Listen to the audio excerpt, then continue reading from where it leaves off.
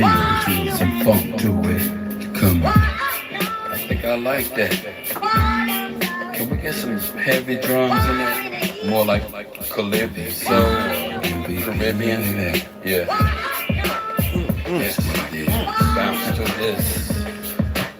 I'm just a black man, title, yo, give me that. I like them imports, never push the Cadillac. And would you figure, Mr. Man, while you're kicking back with sick plans to get you stacked, making chickens fat? You know you into that, chilling with your timber cat. Intoxicated to the point, fast sinful acts. Be very nimble, Jack, or you'll get a water back. And have your heart broke just like a heart attack. Look where your power at, no, not the idle cats. It's deeper than taps and hurricanes and old maps. The spirit flows, so my folks throw daps. Meant for the wise as well as the spoil rats. So you can fold up or either you can fold back. I hold no judgment over those that have chose crack. Terror over habit that has been proven to hold back. With God on your side, you can get your soul back.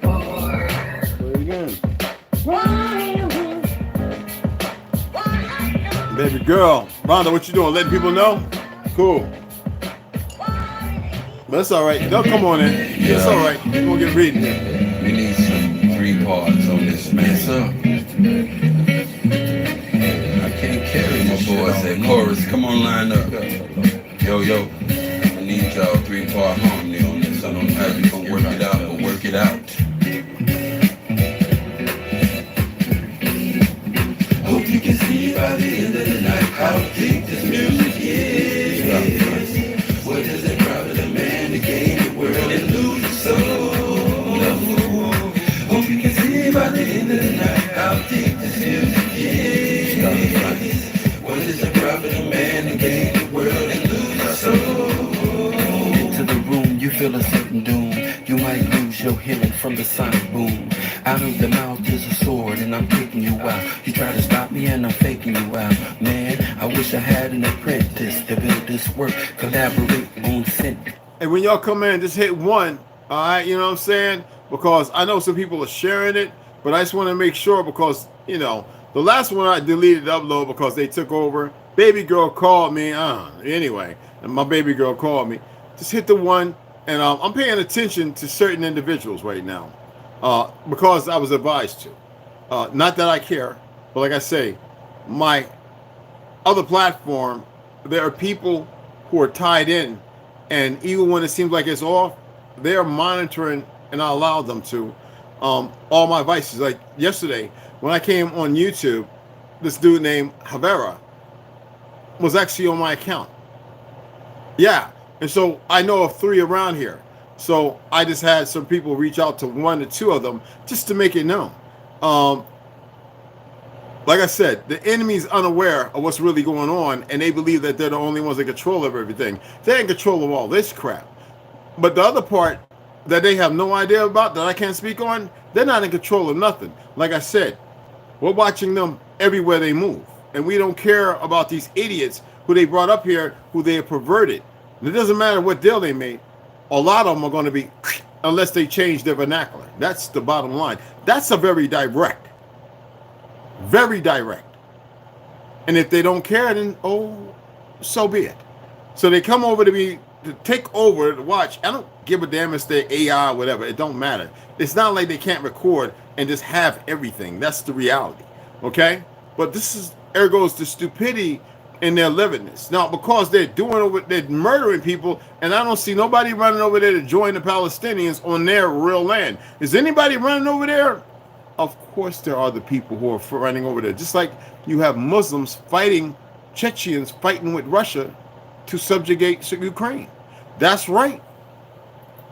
They're tired of it. Now, I'm not saying war is a good thing because it's bad on all sides. Both sides are idiots. Our people, you don't see them except for a few Negroes that went over there, and besides ODA, you know, this, I don't want to mention their name, who have been staring the problem, who created the fighting in the first place. Just like they're doing everywhere. It doesn't matter who they are, whether it's from the Germany, Britain, whatever agency you want to know. Trust me, there's a bunch of them. Even certain individuals within the Hindu military who operate just like these monkeys, creating the destabilization and these wars They are those who don't care about their own brethren and sisters. They don't recognize their own people. Just like you got dumb niggas here who would betray you and even cut your own slack like that. You know what I'm saying? This is what you need to understand. Those are the ones who are not aware that they're being monitored. They're being watched.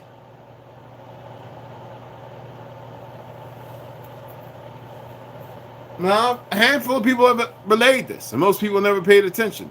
I'm talking to you that they're being watched. So here they are. They want to this, that, and man, whatever. Man, just let it go. Let it be. Just relax. That's all they got to do. You're going to do what you're going to do. Just chill. I mean, you're doing it already, so why be all uppity and, giving directives? And the directives makes no sense. The orders make no sense. Y'all make no sense, but whatever. But anyway, we're going to pick it back up. We're going to read. That's what we're supposed to be doing. I'm not giving these monkeys no. And the ones that they grabbed it in, oh well. Cannon fodder's cannon fodder. That's how they look at y'all worse than that. And you're really not. You're really the kings and the divine ones. Anyway, we're going to get into Exposing the Exposition. That song feels so good. Exposing the Expositions of 1851 and 1915. This is the revised 2021 edition by Howdy Mikowski's from his 2019. Do not buy it. And if you bought it, please say, yo, I got that book. It's garbage. It's informative. There's a lot of pictures, and you can use the websites, but this one's more informative. You know what I'm saying? They're going to Quarter Shalago. We're going to get in here and read a little bit of this, and we're going to get into Heaven Bearers. All right? All right, let's break it in. That sun is, can y'all see? Whoa! Oh, as I said before, I'm not selling anything, but this is what's called, this is like a BDU tactical shirt.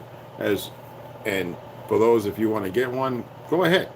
It doesn't matter whether you're civilian, because you have this new generation of idiot veterans. I don't know what's in their food, what they're giving them, who think that you got to be special or you got to be military to wear. Man, please.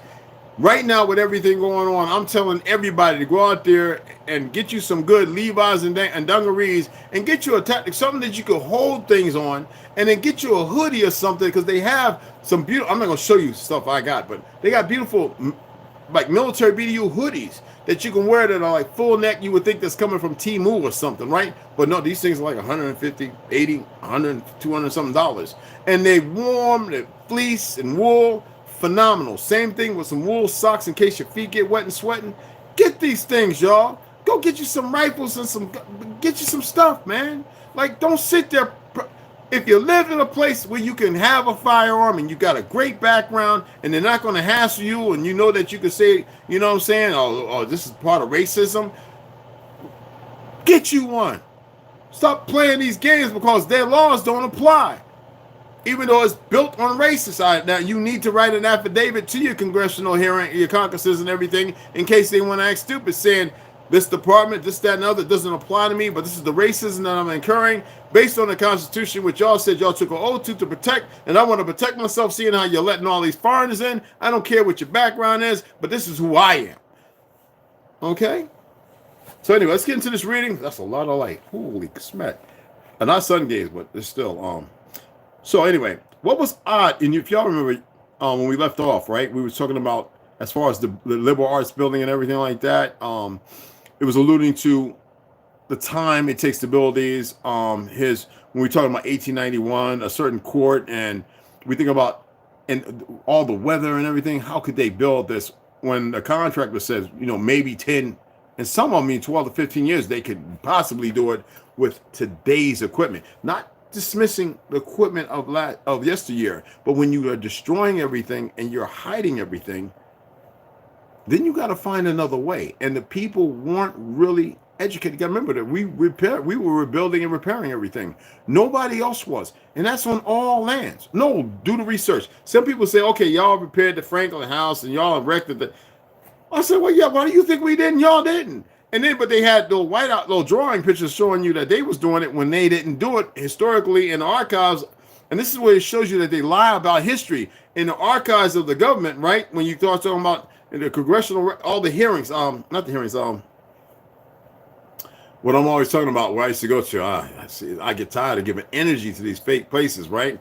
But as far as the archives, as far as the narrative on microfiche, when I used to research these things, I was like, well, we repaired everything. We fixed everything. Then I started researching the stuff after the wars over in like Germany and Europe, and I was like, well, damn, it's the same story. Wait, hold on, something's not right. And then I was like looking at the drawings, and I'm like, wait a minute, where are the pictures? Because there was cameras. Like, something ain't right. And then they just want more wars to eradicate and destroy more of the history. I mean, I'm just saying, you know? So anyway, that's pretty much what he's dealing with. And I'm just alluding to that because it's like a cup of tea. Anyway, what was odd is that Bancroft, and you remember this individual, right, presents that all preliminaries for the foundations of Jackson Park were not completed until the summer of 1891. Now, remember, they had to get rid of the pond, they had to dredge it, they had to create channels, and they had to fill it before they can build, okay?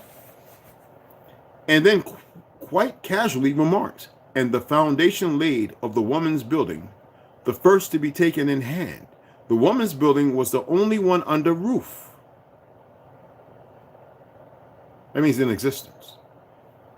The brick walls of the art palace were still unfinished, and the manufacturer's building had not risen above its 30.5 acres of floor. Wow. Wow. Does that mean what I think it means? Is he claiming that woman's building was built before all the others? Bancroft also wrote, said the Chicago correspondent of a leading San Francisco journal, as written, writing from Jackson Park in February, of 1893, this seems to be an impossibility. To be sure, those in charge claim that they will be ready on time. Still, the cold-blooded fact stares one in the face, that only the woman's building is anywhere near completion, inside and out. It seems almost certain, based on this information, that the woman's building was already there at the site, at a time when not one other structure had been started. So what else was at the site before construction began? But Bancroft does not stop there, as he continues his poetic references about the construction. While the buildings were in process of construction, one could almost realize the colossal proportions of this enterprise.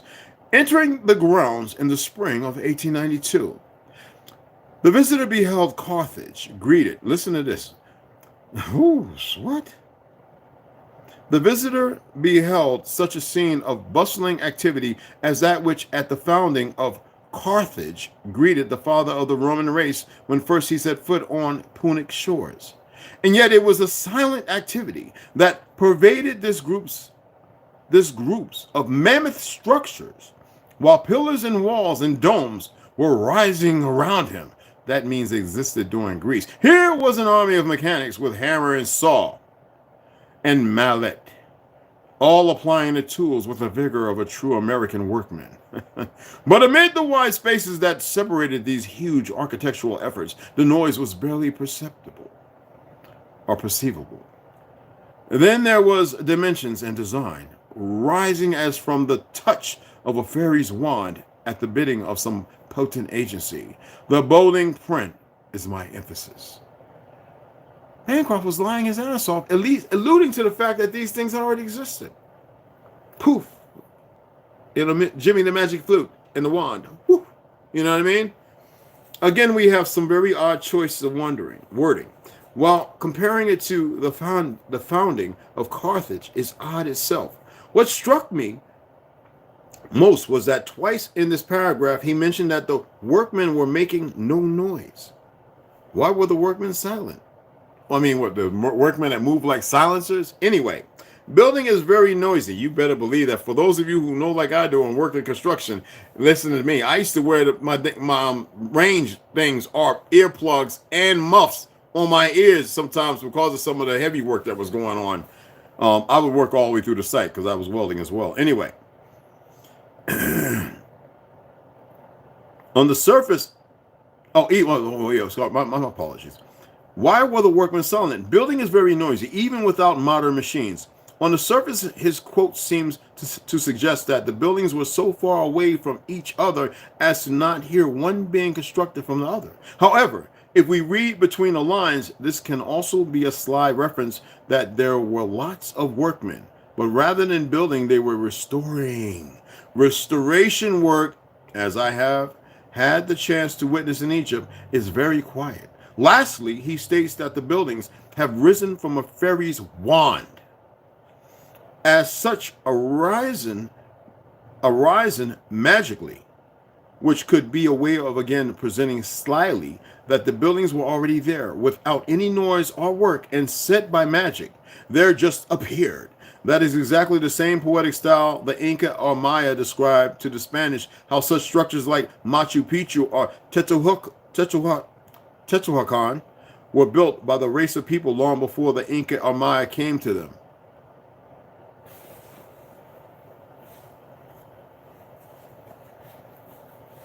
The website Friends of the White City presented this, which I am guessing comes from a Chicago Tribune article after the fair was over. Do they have a website for that? I believe it's on the next page if I remember right. I think I might have shared it before. I did make a little thing for people. Yeah, they got them all at the bottom. It's a whole bunch of them, guys. I'm not going to repeat them. Y'all key in White City as far as the website, Friends of the White City. All right, presented this, which I am guessing comes from a Chicago Tribune article after the fair was over. Work on the Jackson Park site began on the morning of February 11th, 1891, by Dennis Madden and a group of 30 Italian workers. Madden was a foreman for MacArthur Brothers, which was the contractor awarded the project of dredging, draining, and grading the Jackson Park site. The Italian workers were supplied by a local agency. The first worker, who because of his anonymity could represent the immigrant forefather of all immigrant Italian families who called Chicago home at the end of the 19th century, raised his pick and swung it 3 times before making a small hole in the frozen earth. The other 29 Italians followed suit, and the transformation of Jackson Park had begun. The work of building the expo was heavily dependent on manual labor, and at the height of construction, it is estimated that up to 40,000 workers at one time were actively involved in moving iron, dirt, or lumber. The magnitude of construction and the speed at which it progressed was a fair wonder all its own, and the fair managers, always diligent as to possible sources of revenue, began charging 25 cents per person to view the construction, and thousands were glad to pay it. The building process was also a dangerous one for the laborers, with 18 fatalities in 1891 alone. What to make of this quote, I wonder? First, it seems to be making Hermetic references, as the main Hermetic number is 3. Here were 30 workmen who first placed 3 picks into the earth, 33, and all the workmen were Italians, i.e. descendants of ancient Rome. I present things like this to get to the bottom of this story requires every article, because that's some fake Mason shit, article and writing of the time period be scored for what might be called doublespeak language, and saying one thing while meaning another. Rome and Italy are going to be referenced over and over again with the expositions, and it is. It's going to be, because as I stated to you before, we had a Colosseum, St. Louis, that was bigger than the one in so-called Rome right now. It was a monolith compared to that crap. And that one where Bruce Lee and them filled that was destroyed due to war. And then what they do, when I said study Crimea, the war that was, what wasn't, 2 years, right?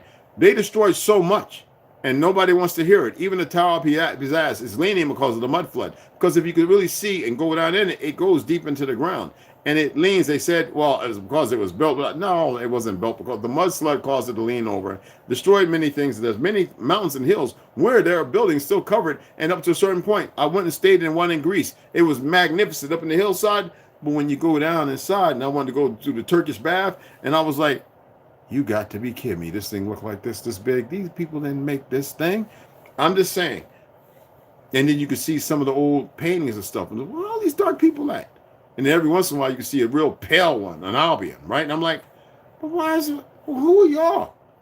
That's why I had to study Arthur Kessler, 13th Tribe. And when I got Facts of Fact, and I got 4 other books I'm not going to mention, I just want to see what other people pull out. You know what I'm saying? I mentioned one of them before, but regardless of that. And it alludes to the fact that we still call, like we're saying, 2024. This is not 2024. This is 1024.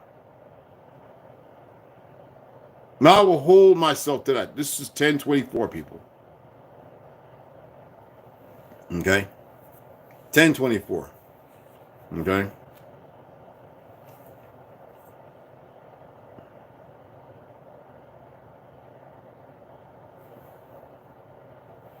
Okay, here we go. The claim, excuse me.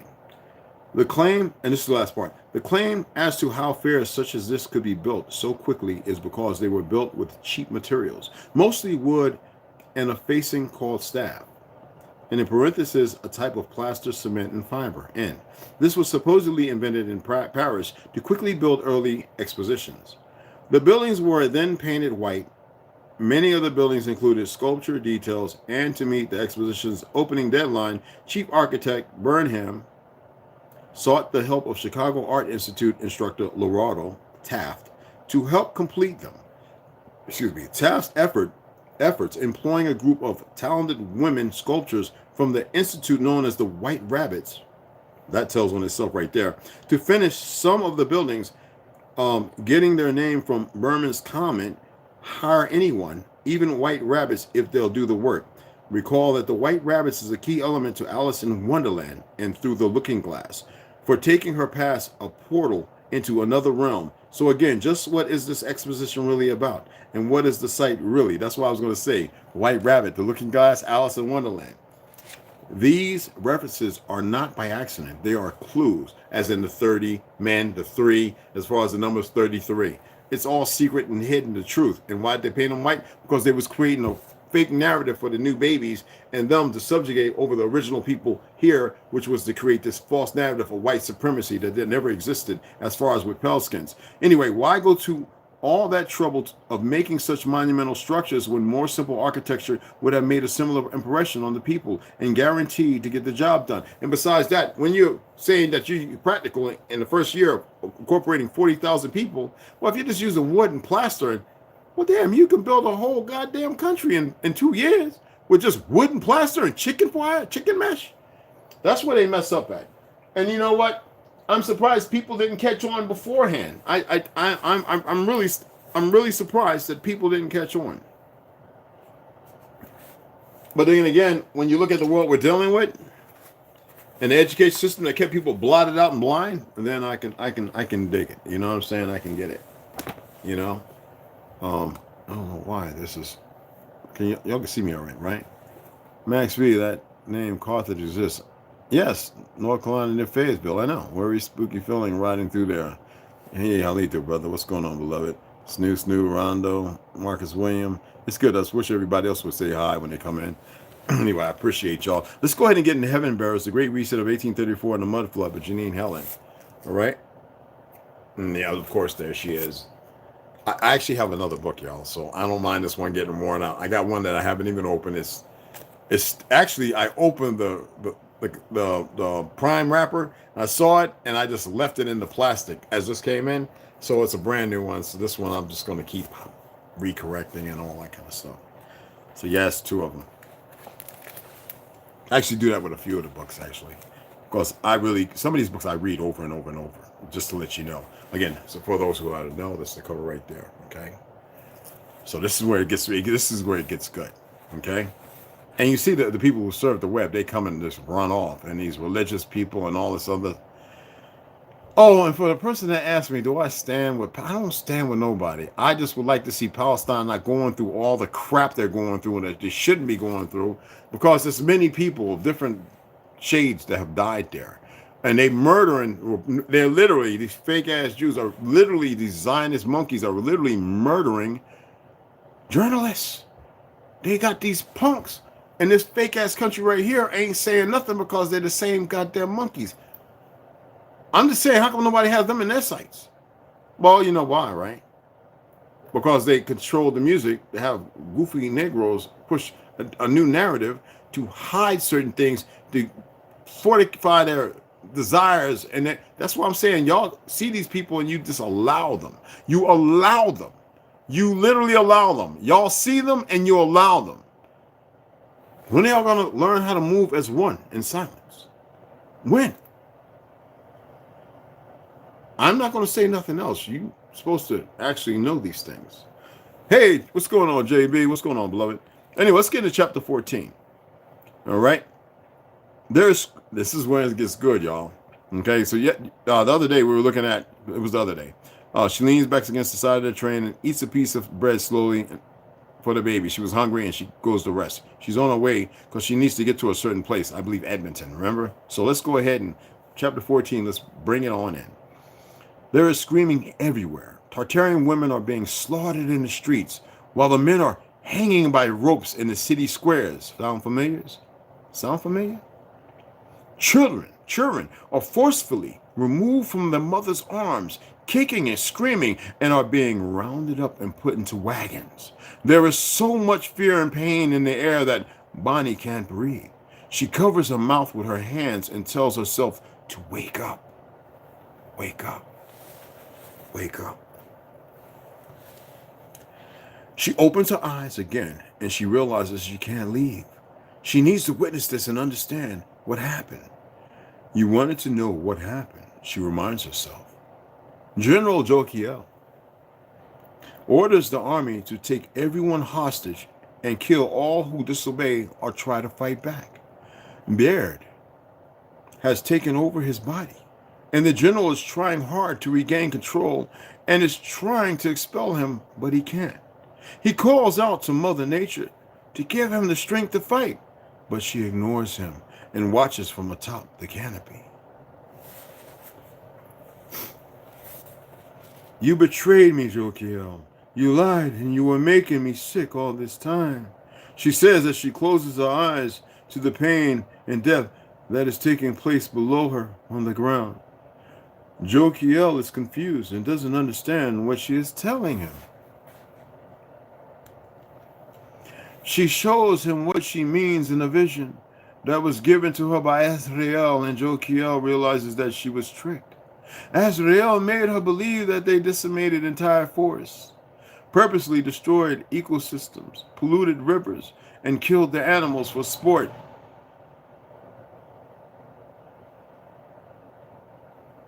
They broke the covenant, and this is the price they must pay for the betrayal. Now you must remember that Azrael is in King Finn's body. Right? You really thought you could hide this from me? This is Mother Nature. We made a deal, Gaia, as you would like to call her. You live in harmony with what I offer. You broke your promise, and now you will pay the ultimate price, and your empire will fall. There is no reasoning with her. She believes what the heaven bearers have told her, and the great Tartarian empire is now no more. He allows his mind and body to go limp, and Baird consumes him completely. The Tartarian army doesn't question their general and follow his every command, no matter how wrong and cruel it is perceived to be. The Tartarian army is doing the slaughtering.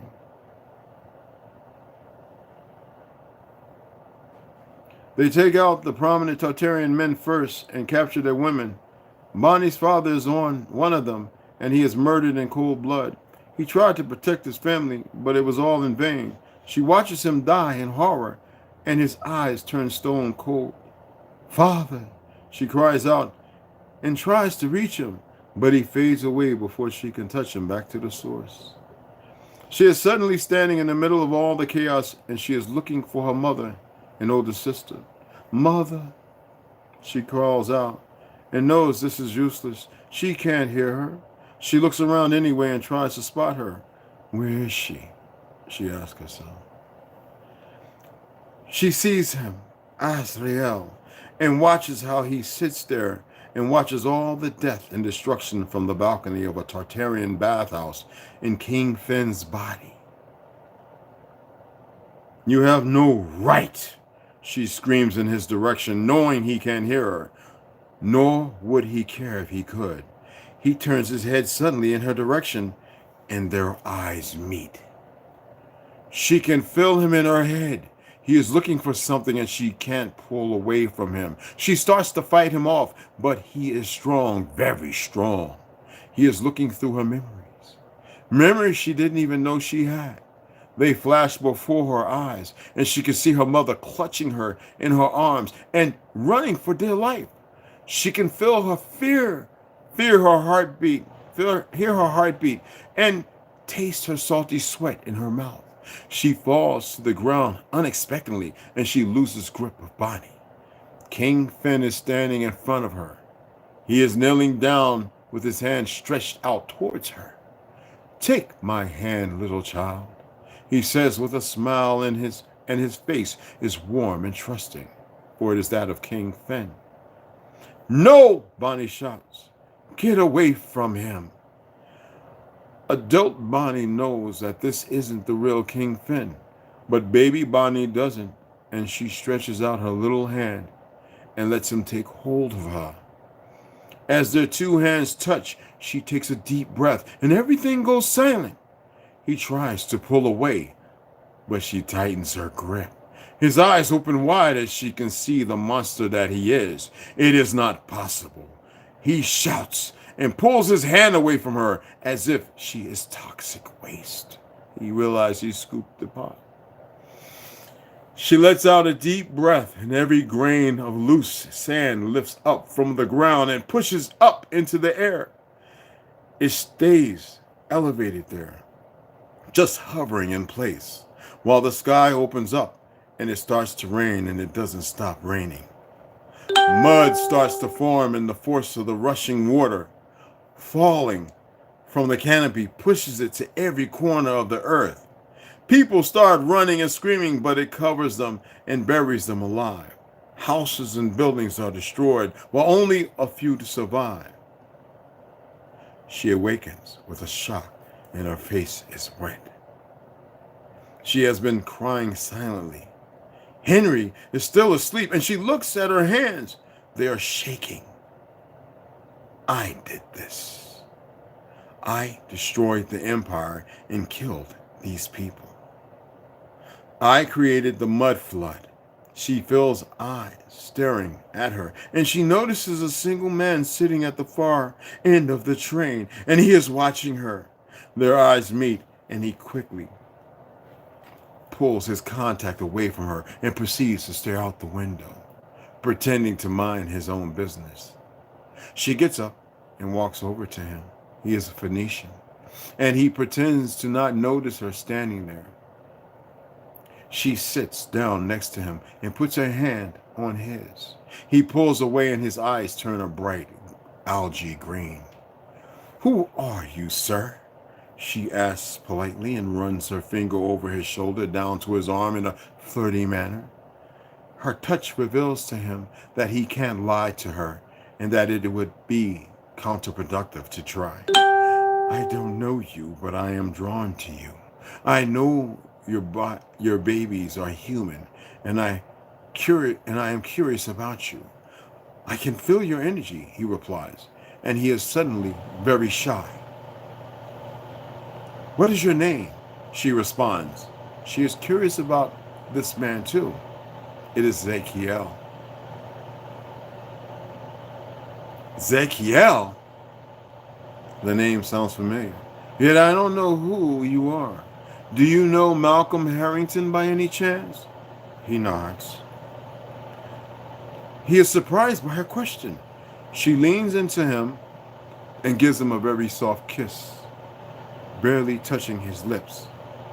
His eyes flush purple and then go back to their original color. "It was great meeting you, Zekiel."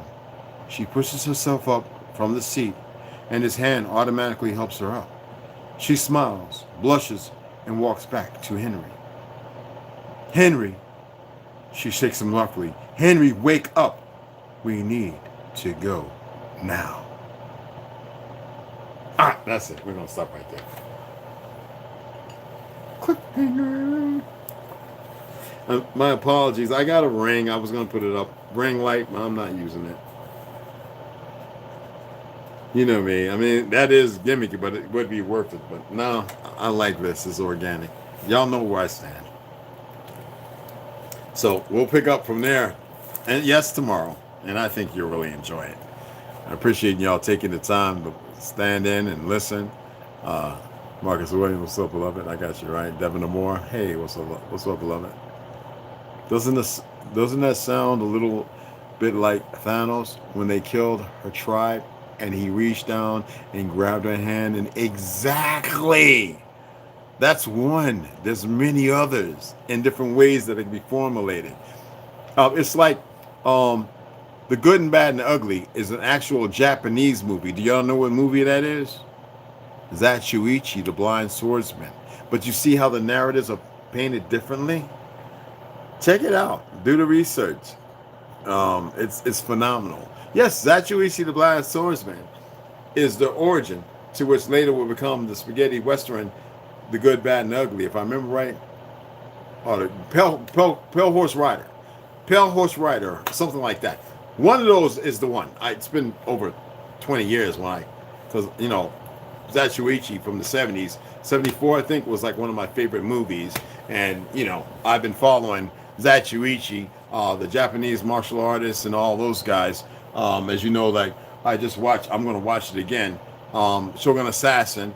I love the actors of that period and that time. But yeah, I think it was Pale Horse Rider. On a Pale Horse, Clint Eastwood. The original, where that's taken from, was Zatsuichi, the Blind Swordsman. Do the research. All right. Well, I appreciate you guys thanks coming in when they were attempting to be nosy and take. I don't know why they do such stupid stuff, but anyway, don't worry. We're going to be hitting Margaret Sanger and Behold the Pale Horse. I just want to keep it real because I'm reading some other things that I want to do, and we still have other books that we have to go back and finish. But I'm going this route because it's important for y'all to know, and that's the reason why I'm talking in the morning the way I do. I know it could be bothersome. It could rent space, and you could give energy to it. Don't even believe. Don't believe that for 1 minute. Your energy is supreme with you. You can think of, you can postulate, and you can take any information that's anywhere, and you can magistrate yourself in its reality of seeing the agenda being played out, because everything right now is agenda filled, and you can even see those who are playing a role in the agenda, whether you watch it on YouTube or not. And you can also listen to those out here who are in the movement, who move like agents. Don't just go cursing everybody. It's unnecessary. You can stay there, or you can detract and remove yourself, which is the most simple thing to do, which most of our people have a hard time doing. They want to comment, they want to be argumentative, they want to be angered. It doesn't solve anything.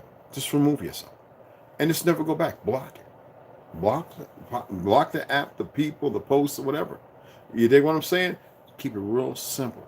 Okay? But anyway, I appreciate y'all. It's nothing but love and respect. I don't know if you donated. I appreciate it. Maybe this Friday we can get there, guys. All right? Y'all know I had spent like 150 from that stack, and I actually just put all that back over there yesterday. So this is one of my other stacks. And so I appreciate y'all. Marcus Williams was timed up, but Ronald, why do you? It's like button. What up, Marcus? Yo, Ronald, why did you time him out, beloved?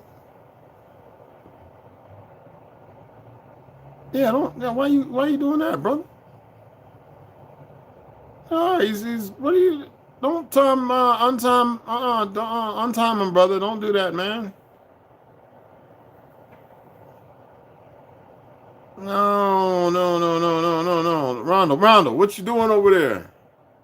Oh, your phone is in your pocket. Bruh.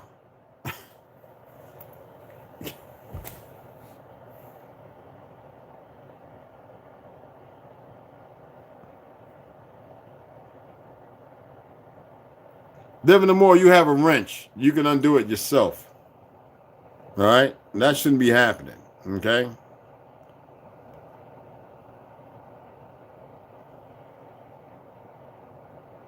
I'm gonna fix that. Hold on. There you go. Now you should be good to go. All right, Devin. Taking groceries aside, and close your phone next time, boy. When you put it in your pocket, wanting to mess with your little testicles, brother. Ganja water. Close the damn phone, man. It'll still work. You can still hear. Or leave it in your truck. No, all right, it's cool. 300 seconds, bro. Devin Amore, you back? Because you can manage if you're still here, brother, apologies. You are actually you're modern. Okay, there you go. Appreciate it. So yeah, let's be mindful, beloveds. Okay, it don't matter, man. We gotta think, man. You know that. You know what I'm saying, boy. All right. I love y'all. I'm gonna get off it. And I was like, what the hell? It's not I'm gonna see y'all. It's about, I don't know, it's about 1 o'clock or something. 3 o'clock. So all right, 5 o'clock. Because that's when I eat that one little meal. I'll show y'all the cabbage and everything, how it looks when I mix it all up. And I'll show you how I eat it. All right. And that's the only meal I'm gonna have. That's it. I eat at 5. So y'all see me, and then the next day at 5 again. That's the only time I'm eating. And it's a very small. And I have to allow myself to adapt to this. And I have to walk an hour, 2 hours. I have to do my push-ups. I have to do the little things. I just have to. That's all I got to say to you. All right? So I appreciate y'all. And I can't take minerals and vitamins every day, but I am still taking some. I believe it's important. Yeah. This is what I like to utilize. I haven't taken this in a week or a week and a half. So I'll be taking this today. I really, really enjoy this. It's pretty expensive. But yeah. And I'll be taking this as well when I eat. Ambrosia sea moss. I actually get this every 2 months, y'all. So this is really, really good. Really, really good. All right. And I got regular sea moss that I have to boil and everything. That's the real deal. But I'll do a video. I'm not going to go live. I'll do a video, and I will make sure, in case I'm handling a firearm or something. And that way you can see how I actually make sea moss. All right. So again, I appreciate y'all. It's nothing but love. YouTube Premium ain't nothing but $14, bro. Anyway, love you guys. I'm out. And was my baby girl still here? I know she was on the road and she was heading home. And you was removing everybody's goddamn thing, bro. Boy, if you don't ever do that again, boy. Don't you ever do that, Rondo. I'm sitting up here seeing all these X's and shit. What the hell? These people ain't do nothing. Shit. All right. YouTube Premium don't mean nothing. You got a wrench, nigga. It don't matter if you have a premium or not. You pay attention. I'll see y'all in a little bit.